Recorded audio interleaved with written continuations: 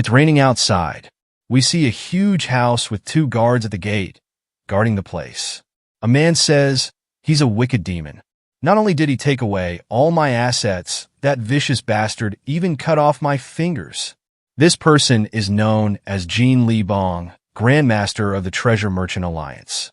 He continues, "I may look like this, but you do well not to underestimate me. I'm capable of hiring you to take my revenge against him." The other man, known as Phantom, the best assassin in Jianghu, asks, "Do you have any of his particular characteristics like a portrait or a sketch?" The old man replies, "He is handsome. We first met by chance at a drinking party. His kind demeanor, along with his charm and wit, was anything but ordinary. Even though he is only 20 years old, there's nothing he doesn't know about, and there's not a corner throughout the Central Plains he hasn't been to." The old man continues, "Just like that, after 2 months of us hanging out together, he once showed me his martial arts while drunk. That was none other than Nang Lisang's special martial art, the Thunderbolt Sword." The other man, Phantom, is shocked and thinks, "That Thunderbolt pattern, there's no mistaking it. These are traces of the Thunderbolt Sword, which I've only ever heard about." Nang Lisang was one of the then greatest martial masters of Jianghu. After he went into hiding a few years ago during the Great War between the Orthodox Alliance and the demonic cult, he hasn't shown himself, despite the war having ended 20 years ago. The old man says, "I didn't believe it at first either, but my suspicions were confirmed once I saw the martial art book that he was holding in his hand. In the end, he killed him and took away his secret technique. Something even more expensive than 1,000 gold coins from the Sword of Life and Death to the 100 great masters of Jianghu. Even one of the 10 greatest masters, Qion Mu AK, the Demon's Sword, went after him. However, no one ever returned. Every time I sent someone after him, he'd seek me out. Not only did he cut off my fingers and take away all my assets, he said this as he left, 'I feel really good. There's no reason why I shouldn't take it all.'" Phantom thinks, he must not be lying since he tried to kill him, but a 20-year-old defeating Qion Mu AK, the Demon's Sword? He wants justification to fairly take away all my assets. The old man tells him, "Please kill that bastard, Jeek Legion. That's that demon's name." After that, we see a guy cleaning an area. The assassin arrives, and the worker says, "This is the room young Master Jeek was staying in. He was quite considerate of lowly servants like us during his stay here. He was truly a warm person." Phantom Assassin thinks, "A warm person?" He says, "We come to know the results of investigating that guy." We see a woman saying, "Young Master Jeek barely spends his money, but he's truly an elegant man, well-versed in romance. He is called the elegant young Master Jeek by some." Another guy says, "I heard he cut off someone's fingers a few months ago too." And to some other rich guy, "He is the one who took away all his assets." Some other gambler says, "I heard he bet away all his life savings in the gambling hall." He is also called the fool who always loses money. The last bit of information was about him competing in the Murim tournament. The assassin thinks, "This slimy bastard. Who exactly is he? Did he say anything before he left?" The worker at the inn says, He said that now that he was ready to start his grand life, he was going to go find a smart woman to take care of him." Well, the assassin thinks, what a truly mysterious guy. The worker shows him the room young Master Jeek used to stay in and tells him to take his time looking around. As he enters the room, he thinks nothing looks particularly different, but then he sees a location marked on the map and thinks, "Conquer Hubei. 2 Murim tournaments will be held in that place this year. It's only a matter of time before I catch this bastard." He mutters, "Conquer Hubei? Why doesn't he just conquer the world while he's at it?" The assassin hears a voice behind him saying, "I stopped him from doing that. I told him to take it one step at a time." He tries to turn around, thinking, "Who is it?" The scene changes, and we hear some talking. "Why did Legion leave for Hubei?" one asks. "How would I know what's inside that dark head of his? We should get going too. We don't have anything to do anyway, do we?" In the next scene, we see 3 old men sitting and drinking tea. The assassin, Phantom, is pinned to the wall with a weapon. One old man says, "If you step in, the entire Jianghu will stir once again." I'm already over 100 years old anyway. What do the laws of the world even mean to someone like me? We see the assassin, frightened, looking at the weapon that pinned him to the wall. The old woman tells the young one, "Would you like a glass?" offering him some tea. He thinks, this energy and two scythes. The one said to be the former heavenly demon's most trusted ally, the supreme demon empress twin demon sword, Yang Huayang. And that symbol on that sheath. I'm sure he's Nang Li Sang, the thunderbolt sword who went into hiding. Why would the once great master be with a demon?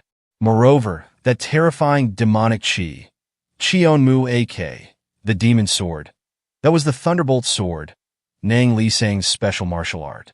Even demon sword Qion Mu AK went after him. So these guys were in cahoots with Jeek Legion. Why didn't you kill me? The old woman says, we promised him that we wouldn't kill without his permission. Instead, we destroyed your Qi center and cut off one of the tendons in your legs. Of course, I heard assassins don't fear death. The old man adds, it said that they hide poisonous pills behind their teeth. The assassin thinks, so they're telling me to kill myself since I'm feeling pain worse than death. There's no way out. He bites the pill, dying while saying, Jeek Legion, I'm jealous of him, to be fortunate enough to be protected by masters like you. The old man says, he's someone who doesn't need our help whatsoever. We see a man with two swords. A bunch of guys are there telling him, we finally found you. You have the book recording the secret technique, right? Another guy says, don't let your guard down. Many masters who've sought him out have died. Drawing his sword, he says, his little one is so fearless. Did you think you'd leave unscathed after messing with the Treasure Merchant Alliance's Grandmaster? We will kill. He is attacked even before he can start talking. He throws one of them away. It's the squad leader. When they attack him, he holds one of their swords with two fingers and flips it, sending them far away. Multiple of them attack him at the same time, and he swiftly cuts them all down in a single slash. The whole area is covered with bodies lying around. Jeek says, it seems he still hasn't given up yet. Were my fingers not enough? His name is Jeek Legion. We come to know that anyone who wielded a sword died during the Great War between the Great Orthodox faction and the Demon Cult. The Great War between the demons and the Orthodox. No one could have predicted that the battle would continue for 13 years, an endless hell filled with tears, wails, and bloodshed. However, the long war abruptly ended one day with an unexpected truce. Even 20 years later, the details of the truce remain a mystery. Both the Heavenly Demon Cult and the Orthodox Alliance seem to have agreed to remain silent. As time passed, new forces began to emerge within the Jianghu. On the other hand, some families had weakened because of the war. Now we see someone swinging a sword. She thinks, but why the hell can't I break through the 7-star realm? She is Zhang Cherian, the second daughter of the Righteous Sword Sect's leader. She thinks, I have to master the Red Death sword art as soon as possible to restore my family. Someone calls her Cherian. She replies, oh, sister and brother-in-law. They are John Warian, the sect's leader, and her husband, Siobek. She asks them, what brought you here all of a sudden during my training? She replies, someone from the Zhangxin clan has arrived. Swordsman Zhang wants to compete with you in this year's Dragon and Phoenix tournament. She says, what? We learned that among the martial artists of the Central Plains, there are two tournaments that stand out as the most grand. The Heavenly Dragon Tournament, where sex honor and even lives are on the line, and the Dragon and Phoenix Tournament, an event for young rising talent. This year, both tournaments are being held in Wuhan, Hubei. She thinks, having to pair up like children is already bad enough, but pairing up with that perverted bastard, Zhang Injial? She shouts, no way, I can't do this. Her sister says, don't get worked up, listen to what I have to say first. You always said you would bring honor to our clan's name. If you get selected for the Dragon and Phoenix tournament, you'll gain great prestige.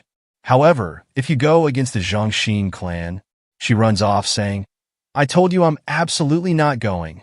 Why don't you just lie about your age and enter? The scene changes to a market. Someone says, come on, new goods have arrived. We're selling Westlake Longjing tea today for less than half the price. Someone else replies, Did you hear the news? The Grandmaster lost another finger this time. Another person responds, looks like someone punished him on our behalf. Zhang thinks, but what if the Zhangxin clan holds a grudge and retaliates against our clan? Can they do whatever they want just because they're a powerful clan? We see two guys about to start a fight. One says, "You bastard. This isn't what we agreed on." The other replies, "Are you insane? Do you really want to die so badly?" One guy says, "If his lordship could just lend his strength for this master." The lord replies, "Don't worry about that. Just make sure you handle what we talked about last time." Now schemes and dirty tricks are running rampant. We hear multiple people shouting in the crowd, "My pouch! My pouch is gone! You wretch! Do you even know who you're drawing your sword against?" Zhang thinks, "Is this the Jianghu I longed for and dreamed of?" She hears a noise. It's the leader of the Murim Alliance. We see a group of people performing a show. To think that the dream of unifying the demonic cult would end so fruitlessly. People shout upon hearing this. The heavenly demon has fallen. Another performer says, the 13-year-long war is finally coming to an end. Zhang says, this is nonsense. She thinks, even though this is a play, nothing has been revealed about how the great war between the Orthodox faction and the demonic cult ended. Right behind her, someone says, I have similar thoughts. The heavenly demon's 9 calamities demonic technique is also called the invincible demon arts. In a one-on-one fight, no one can defeat him. Moreover, the great war between the Orthodox Alliance and the demon cult didn't end in such a trivial manner. The person saying all this is our main character, Jeek. Zhang thinks, what is up with this strange guy? Jeek says, I'm thirsty. Let's grab a drink together. Show me the way. This is my first time in Wuhan. Zhang thinks, what kind of trick is he pulling with that innocent face? She leaves, saying, if you're a martial artist, you shouldn't act like a worthless bum. I have something else to take care of, so I'll be leaving. He follows behind her, saying, do you really think this Jianghu has such great value? She asks him, what do you mean by that? He replies, ideals and chivalry have long been abandoned. This Jianghu is nothing but a facade. Isn't that pathetic? She controls her anger, thinking, let's not get worked up, and simply replies, but you're still living in this Jianghu.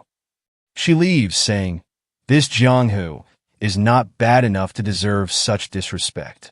He leaves as well. We see an inn called Huayang Inn. It's crowded. People are talking over drinks about the 2 tournaments being extraordinary. One says, the top one is surely the Buxin family. Another says, don't underestimate the Namak sect either. As Zhang enters the inn, she says, is it because of the tournament that there are so many people? The inn worker asks her, aren't you young Lady Zhang of the Righteous Sword sect? What brings you here alone? She tells him, oh, I just wanted to have a light drink. The worker says, oh dear, what should I do right now? The only empty seats are in the special room. He further tells her, for now, please come this way, Lady Zhang. You're our guest in Wuhan, so I'll give you a bit of a discount. She walks, thinking, who on earth spread such rumors? I don't normally visit inns alone. He shows her inside the private room while she's thinking about the Zhangxin clan and that strange guy earlier. We see Jeek sitting, and he says, oh, we meet again. If I had known that we would run into each other like this, I would have come with you. Zhang thinks, my luck is really strange today. We see Jeek eating while he says about the tournament. Do you know how to register as a participant?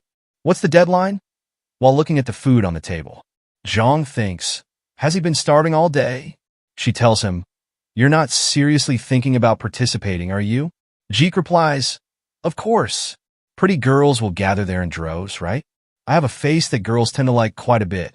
I've been traveling since I was 10, and everywhere I've been, girls have always chased after me. Zhang thinks, unbelievable. Moreover, has he always been this kind of person? She recalls how he talked about the war when she first met him.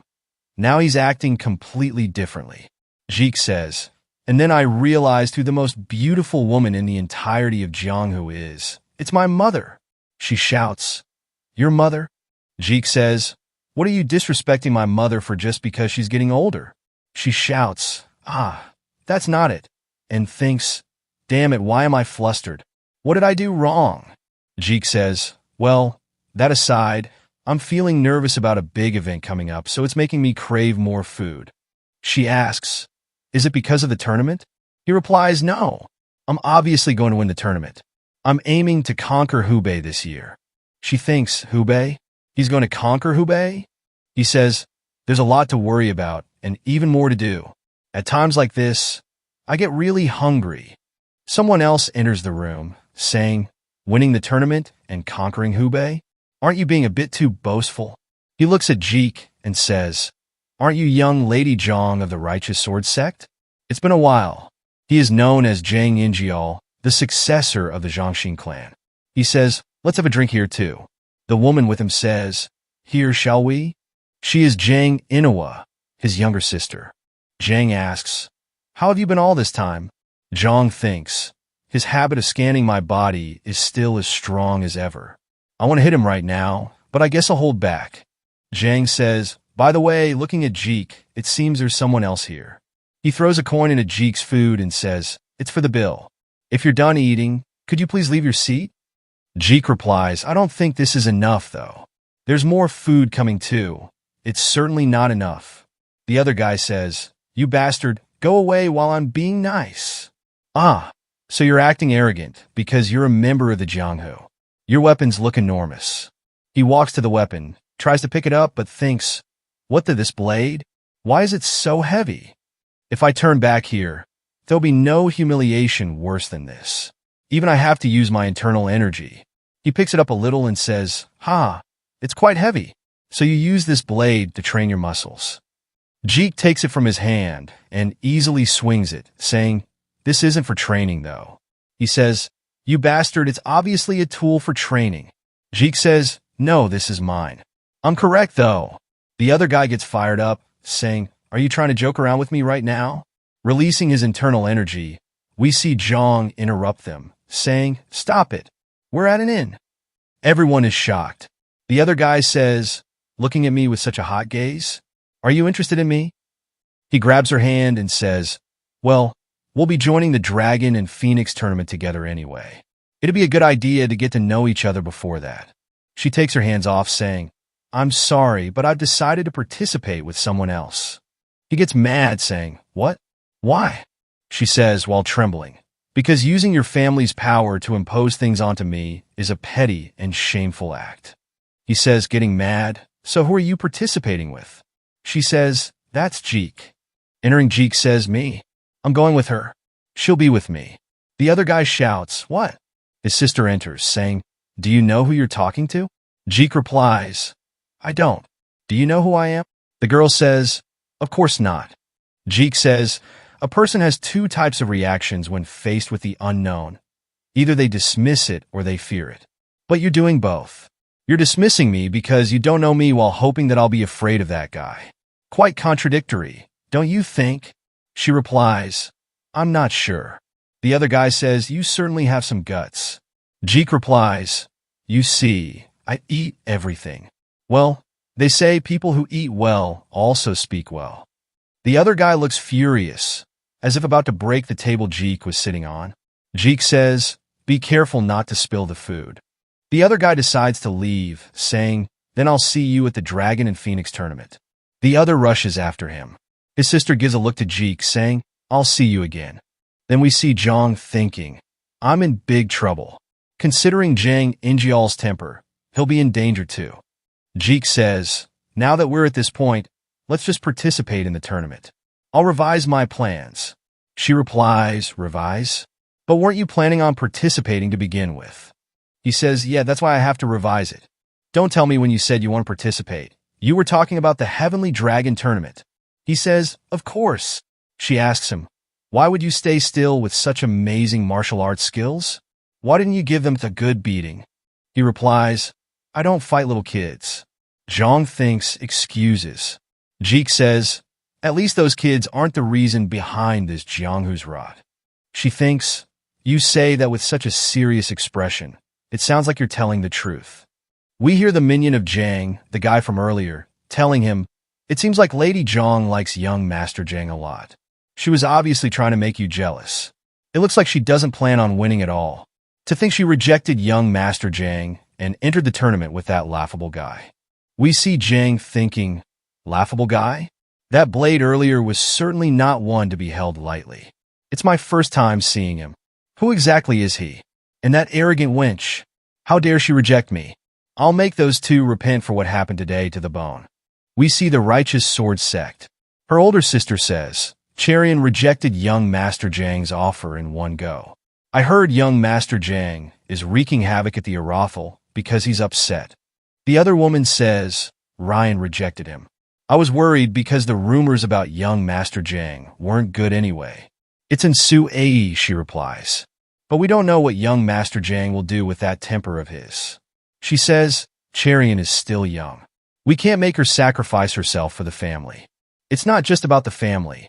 He might harm Cherian too. The sect leader, Li Chu, thinks, my wife and children are suffering because of my shortcomings. Had I mastered the Crimson Death Sword art, our sword family would have been powerful too. She says, anyway, if it's true, this is a serious problem. We have to find Cherian first. There's no need for that. Zhang arrives with Jeek saying, it's the truth. They say, Ryan, we were worried. But who is that? She replies, he's the one I'm going to participate in the Dragon and Phoenix tournament with. They are shocked and shout. What? Jeek comes forward and greets them, saying, nice to meet you. I'm Jeek Legion.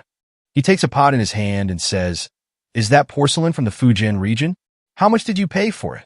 The sect leader says, 150 Niang. He replies, what a pity. If I were there, you'd only have to pay 120 Niang. He then says, oh, all right, Cherian. You say you're going to enter the Dragon and Phoenix tournament with young Master Jeek. His sister thinks, no matter how childish she is, how could she enter the Dragon and Phoenix tournament with such a strange guy? She asks Jeek, which sect do you belong to, young Master Jeek? He replies, putting the pot down, I don't have one, but my parents sell fruits near the human gate. Everyone is shocked, even Zhang. They ask him, what are those blades and swords you're carrying on your back? The sect leader asks him, have you mastered both the arts of the sword and the blade? Thinking that's something a third-rate thug would do, even if it's just for aesthetics. Jeek replies, yes, I've mastered both. I'm quite exceptional in several areas. I come from a really strong bloodline. The sect leader asks, don't tell me, did you learn martial arts from your parents who sell fruits? He replies, yeah, but do not eat. His older sister tells Zhang in the ear, apologize to young Master Jang first thing in the morning. It's night.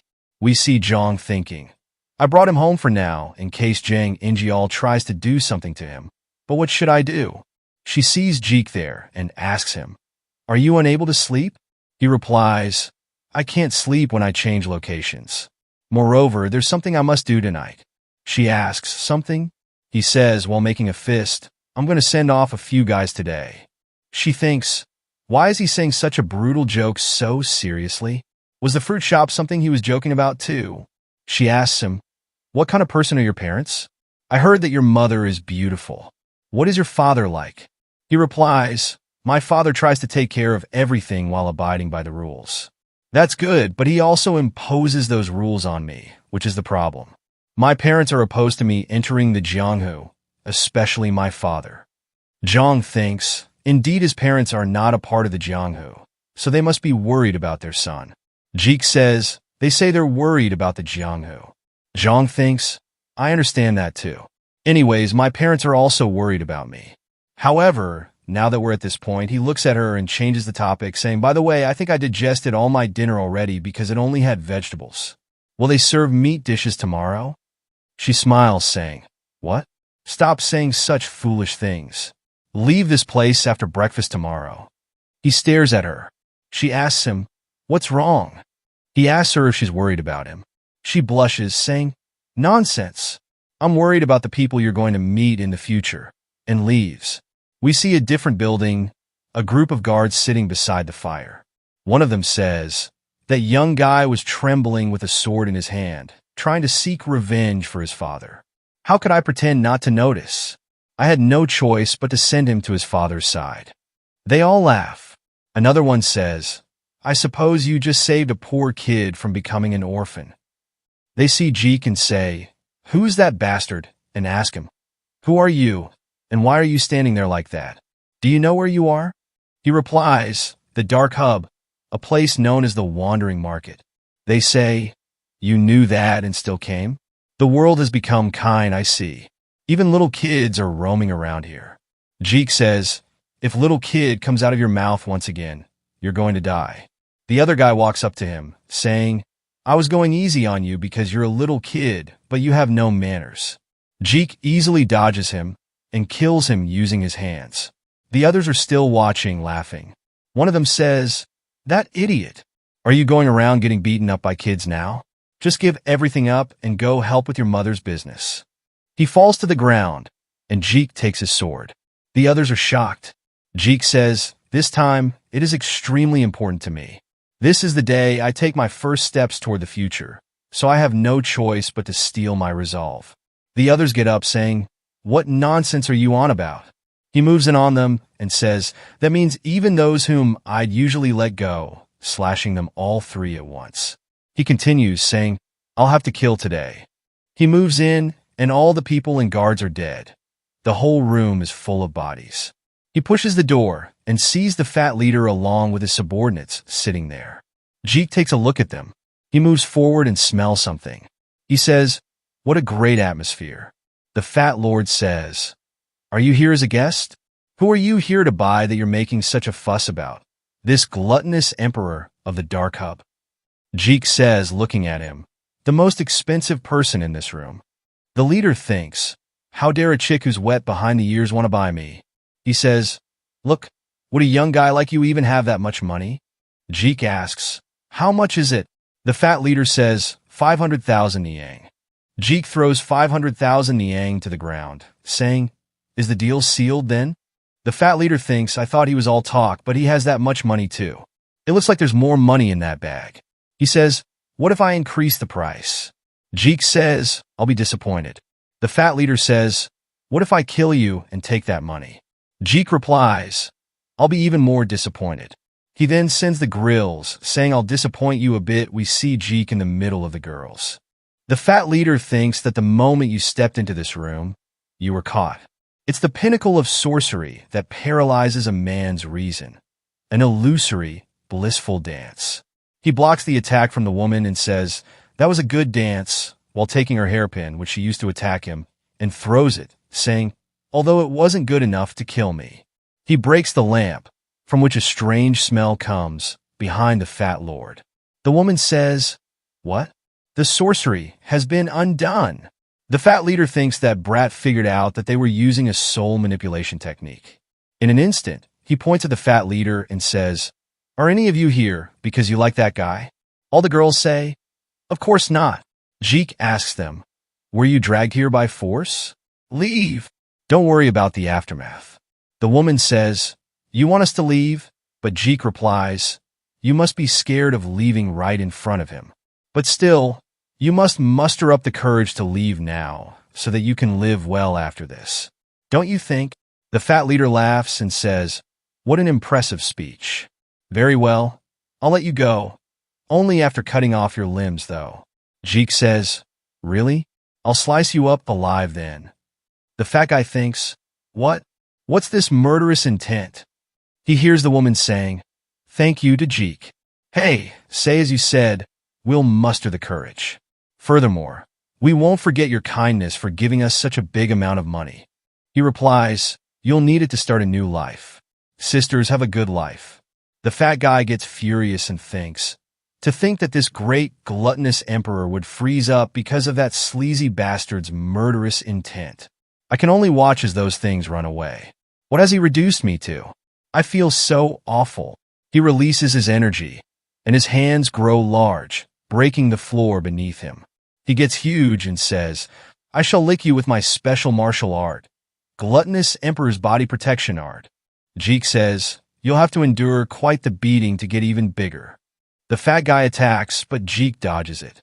He follows up with a slash, but Jeek easily dodges it. The fat guy says, "You rat bastard. Keep running away. I'll turn you into powder." Jeek jumps above him and says, I hate bastards like you. He lands a kick on the fat guy, sending him flying. The fat guy gets up and releases a huge energy, saying, You son of a bitch. Jeek, shooting a rock with his finger, says, Disgusting bastard. What were you doing keeping those women hostage? The stone he shoots pierces through the fat guy's arms, destroying half of them. The fat leader thinks, while lying on the floor, that bastard, he's a real master. In that case, he releases a massive amount of energy, saying, Do you think it will just end like this? I'll make sure to kill you. Jeek jumps in front of him while collecting a strange energy in his hands. He closes in and lands a blow to the fat guy's chest, throwing him against the wall and breaking it. Jeek says, I've paid for your life, so I'll be taking you. The fat guy, on the floor, asks, Where are you trying to take my dying self? Jeek replies, I think you're mistaken. I'm taking him, not you, while pointing at the servant of the fat guy. The fat guy scoffs, What can that good-for-nothing even do? Moreover, if it's someone like you, you should be able to take them away without a sound. Why? Because I needed a reason to kill you. He adds, You are probably a worse person than I am, but good people never fall into my traps. There's no way someone like that exists in this Jianghu. He turns to the servant and says, We finally meet, Manor Master Hua, and continues, Or should I call you Hua Mukiel so that you will answer me? That's right, the servant replies. What a nostalgic name. He's known as Hua Mukiel, the former patriarch of Mount Tai's Phantom Manor. Who would have thought that a genius of formation arts and engineering techniques would be in a place like this? Jeek says, It took me quite a long time to find you. Thanks to that. As expected, is it that difficult to recover from that incident? We learn about his backstory. Mount Tai's Phantom Manor. Anyone from Jianghu knows that place is famous for having the best machining techniques. Hua Mukiel, who possessed excellent talent and came from a great family, was a man who had no one to envy, at least until his only daughter touched an unfinished mechanical device. Having lost his family in that accident, he blamed his foolishness, changed his appearance, and went into hiding. Hua Sak, how could I ever forget it? Jeek says, You're a good adult who has suffered for 10 years. No one should have to suffer all his life, unable to forget the sorrow of losing his family. Hua thinks, What a strange guy. He tried to save me, whom he met for the first time, while risking his life. Up until now, has anyone ever told me those words? Hua asks, How are you going to use me after buying me? Jeek replies, To dominate the Jianghu. Hua laughs, saying, Is this my new fate? He falls to the ground and says, while Mukiel greets his master, I shall devote the rest of my life to you, master. Jeek replies, Shall we get started then? He releases a huge burst of energy. Hua shouts, What? We see a guy on the branch of a tree, thinking, Is the young master still fighting? We see Hua saying, How in the world? I heard that a body once transformed by the supreme arts could never be reverted. So how is he back to normal now? He says, I sincerely thank you. Jeek replies, I'm going to use you till your bones wear out, so I'm the one who's thankful. Someone arrives and says, You did it, young master. It's Myong, Jeek Ligon's guard. Jeek says, Myong, please shave that beard. You look old. Manor Master Hua says, This is Myong, my guard. He'll be guiding you about what you need to do from now on, and the plans have changed. We will begin with the Zhangxin clan. His guard says, You said the likes of the Zhangxin clan are not even worth messing with and participating in the Dragon and Phoenix tournament. All of a sudden, why did you change the plans? Jeek replies, You never know when someone's mind will change. He responds, That's what a playboy would say. Jeek replies, I see that you're jealous of my popularity. His guard says, Of course not. Just because you have a lot of women chasing after you doesn't mean you have good fortune in love. That's merely indulgence. And true good fortune in love lies in marrying a good woman. Jeek just replies, You're truly extremely jealous. The scene changes. It's morning now. We see the Zhangxin clan. Zhang and her father are there. The guard says, The union leader and young master are away. He asks them, Can we know when they'll return? The guard says, we don't know that either. He thinks, we must apologize before things get out of hand. Good tells the guard, please tell them once they're back that we were here. The gate opens and someone says, well, isn't it Grandmaster Zhang? I was on my way here because of the union leader's invitation, but I didn't expect to meet someone I'd be delighted to see. His 8 flying hands, Quan Hyuki.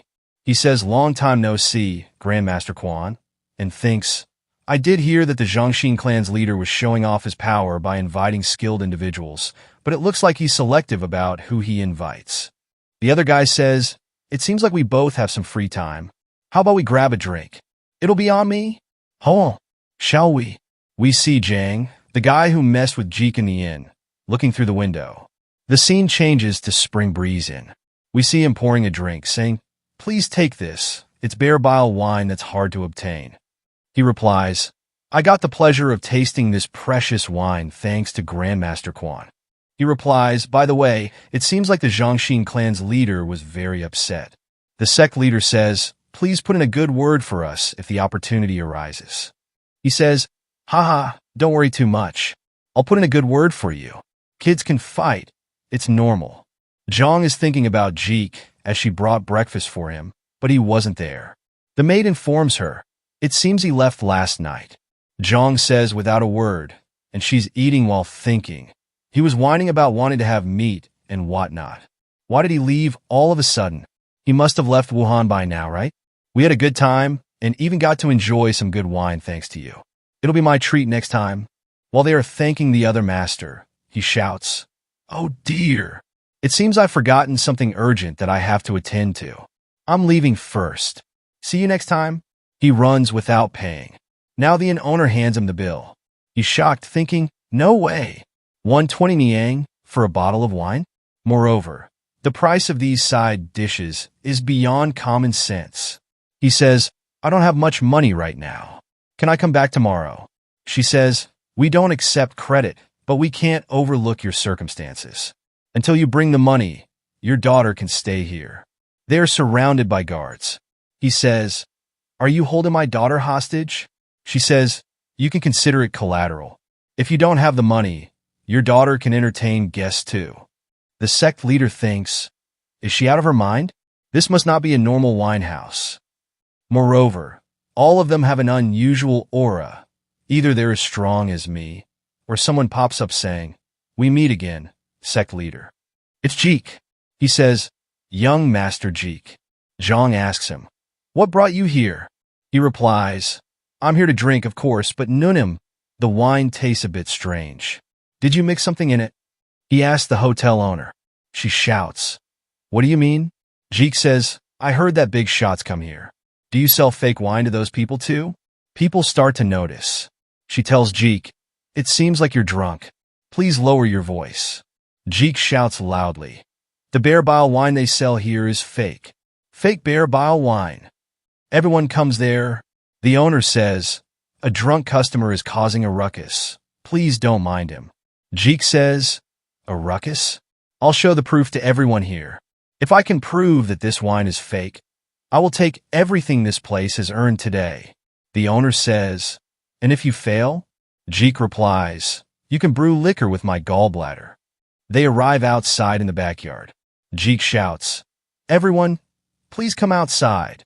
People are still talking. One says, did this place always have a backyard? By the way, what proof does he have anyway? Jeek says, people have been taking out wine from this place, but don't you find it strange? Why would they store their wine in such a distant hidden place? They even chained the doors down with this iron lock. The owner says, there's no way we'd store our wine in such a place. Don't you think we store our trade secrets in our warehouse? He breaks the door and takes out the wine. One guy shouts, oh dear. That young man broke the door with his bare hands. What a show of his power. He puts it in the middle, saying, this is the true identity of that so-called precious wine.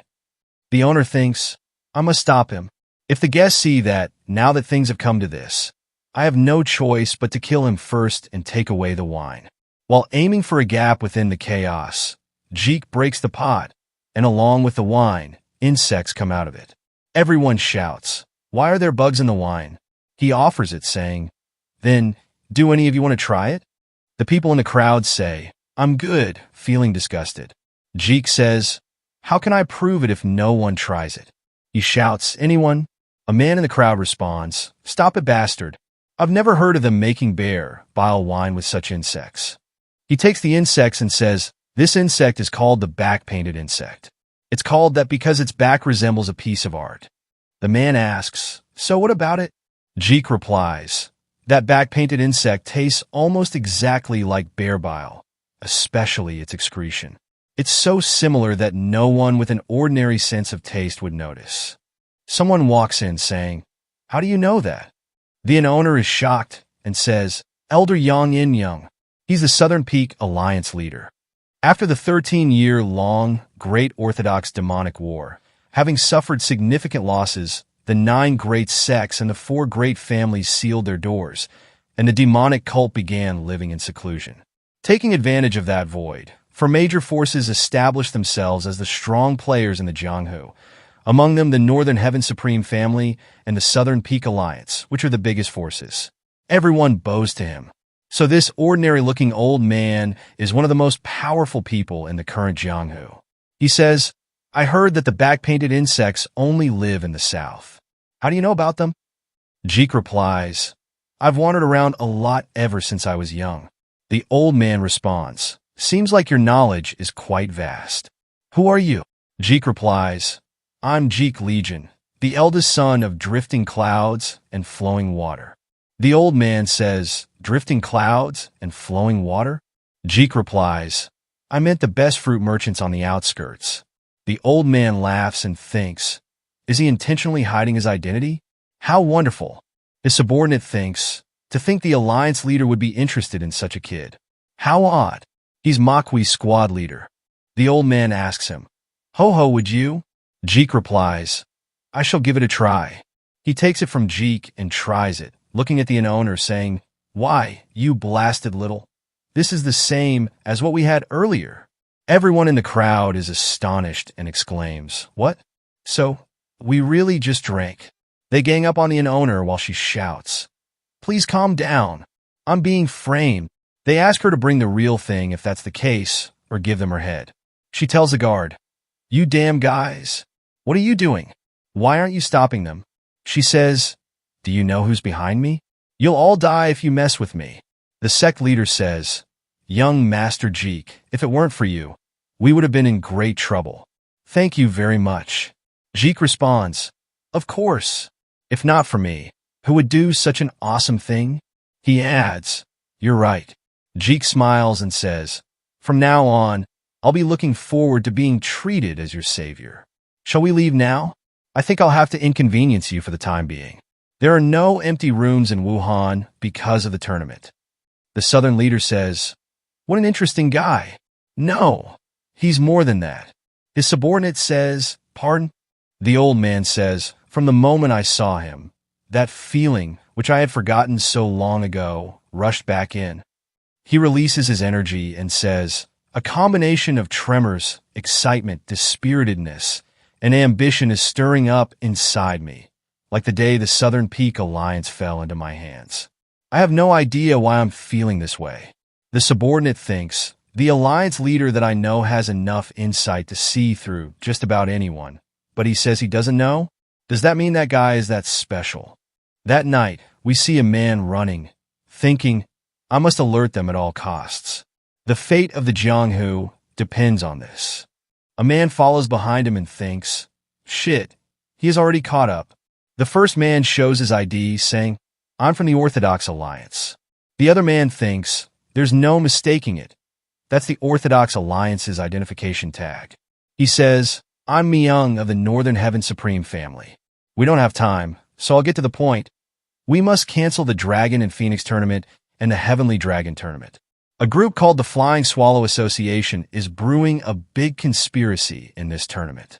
The other man says, Isn't this year's tournament being hosted by the Northern Heaven Supreme Family? Why are you trying to reach the Orthodox Alliance instead of reporting to your superior? He replies, There's a spy among us. I can't trust anyone. Arrows are shot at them. He says, Damn it, They're chasing after us. I'll become the bait, so you should get out and alert them about this.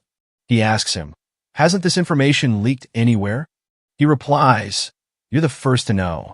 The other man says, what a relief. He's shocked and says, what did you just? He cuts his head off and says, you're mistaken. It's not the Flying Swallow Association, but the Flying Swallowtail Association. He bows to someone and says, the 16th butterfly greets the association leader. She asks, what happened to the other guys? He says, the 14th butterfly says he has taken care of them. She says, right, I knew he'd do well. This dragon and phoenix tournament will become a nightmare. The scene changes, and we see Jeek and Jong walking. Jeek says, I'm looking forward to it. How tasty of a meat is the sect leader going to buy? I'm hungry. Jong asks him, are you always hungry? Jeek replies, it's because I'm thinking a lot these days. Jong says, to conquer Hubie. He says that too. Jong then asks, what else? Is he lonely because he's alone in a foreign land? Jong then tells him, thank you for today. Jang Injial definitely ordered Quan Hyuki and that winehouse owner to do it. To think I'd ever consider entering the Dragon and Phoenix tournament with that kind of a bastard. Jeek says, that's why I'm telling you to enter with me. I'll bring you victory. She looks him in the eye and says, very well. Winning may be hard, but I want to at least put that Jang Injial bastard in his place. Let's do our best. Jeek says, you don't have to, but if that's what you want to do. Before that, he turns around, saying, I suppose we must take care of that bastard first. That man says, are you the one who has upset Jang Injial? The guy I planted at the inn just told me that some strange bastard ruined everything. Jeek says, is it your hobby to run background checks on the targets you're trying to kill? Jong freaks out, saying, kill? Is it that bad? The other guy says, Jang Injial only ordered me to kill you, but that wench will be a problem too. Jong thinks, I can feel his murderous intent. He's truly thinking about killing us. Will we be able to beat him if we join forces?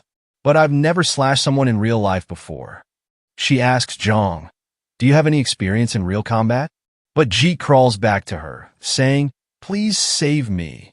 Quan Hyuki, a master of palm techniques, when he unleashes his skills, his hands seem to multiply into 8, which earned him the moniker of 8 Flying Hands. He was once a hero who dreamed of a better Jianghu, but only the villains always seemed to thrive. He realized that the distinction between good and evil was meaningless, and then he himself became a villain.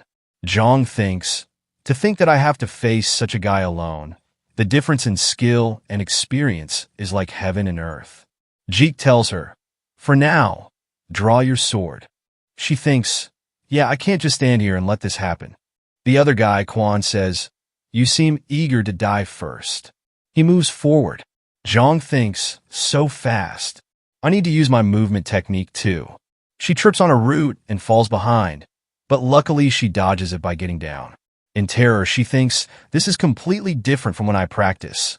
I'm really going to die. Jeek shouts, don't rely on your movement technique. Let your body follow the flow of the sword. Your feet don't move the sword.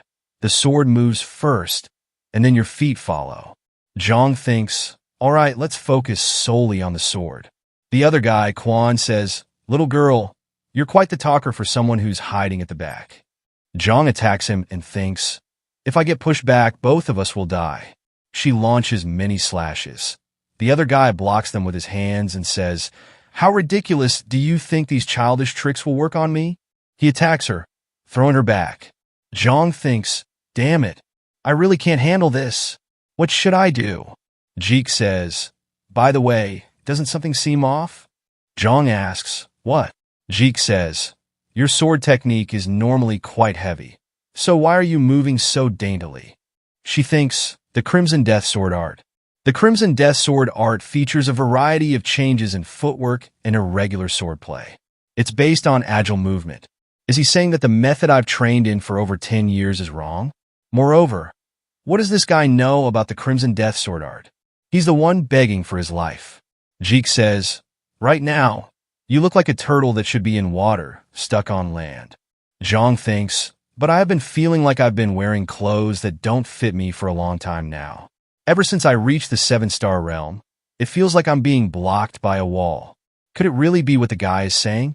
Is the Crimson Death sword art really fast as an arrow, yet slow like a turtle and as fluid as water? At this rate, death is the only option. Even so, let's give it a try. She moves like water, thinking heavy and soft, and cuts off the other guy Kwan's hair while he gets shocked. Zhang thinks, this is it. The other guy closes in on her, releasing his skill, shouting, "You arrogant brat," and sends her flying in a single blow. She's unconscious. He charges in, saying, "I'll put an end to this," but he's shocked and says, "Where did that girl go?" He hears a sound behind him. This is Jeek, carrying her in the air. The other guy says, "Void steps." Jeek replies, "It's the falling blossom step of the heavenly thunder steps. You probably don't know much about my father's martial arts, since they were rarely ever revealed." He says, "Your father's martial arts?" Jeek puts her on a tree and says, "My father and mother say they fell in love at first sight. Honestly, I never believed in those kinds of things, although I think I understand a bit now." The other guy trembles in fear, saying, "Did you manage to use the reverse flow of wondrous movements? How could a kid master such martial arts?" Jeek punches him in the face, breaking his skull bone. The other guy thinks, "No way. That guy's on a level that I can't even comprehend." Jeek says, "Do you know why I hate my father? If it were him, he would definitely tell me to forgive you. He's a really frustrating person." The other guy thinks, "Is he insane? What kind of nonsense is this? Let's run away first." As he tries to run, Jeek says, "But my mother says we will never live like that," and takes out his sword. He continues talking, saying, "Even if my father's path is the right way, I will live by my mother's path." The other guy looks behind, thinking, "What is that sound? It's like ghosts wailing." Jeek, drawing his sword, held blade northern, launches an attack at him, splitting the other guy into several pieces, and says, "My father's path is just too boring." Please like and subscribe and drop a comment for part 2. We really appreciate your support.